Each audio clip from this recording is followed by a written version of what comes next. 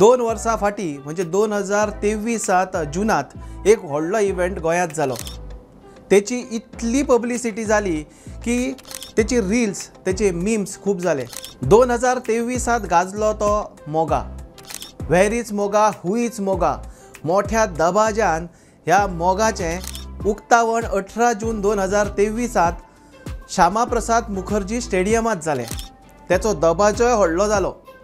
ताचे national games जेन्ना आमच्या गोंयांत जाल्यो तेन्ना त्या मॅस्कोटाचें अनावरण जालें। पूण हें अनावरण जालें ताच्या उपरांत तेच्यो गेम्स जाल्यो, तेचो इतलो आवाठ वाडलो, मोगा कोण, मोगा लास्ट आमकां पळोवपाक मेळ्ळो मोगा कोण तो। पण आयज जेन्ना हें राजकारण चल्लां, ह्यो गजाली सगळ्यो चल्ल्या, तेच्या उपरांत हो मोगा आतां खंय चल्ला तें तुमीच पळयात। मागीर तुमकां कळटलें हो मोगा आयिल्लो खंय ना आनी where is Moga, who is Moga आनी आतां हो मोगा खंय वता हें तुमीच पळयात।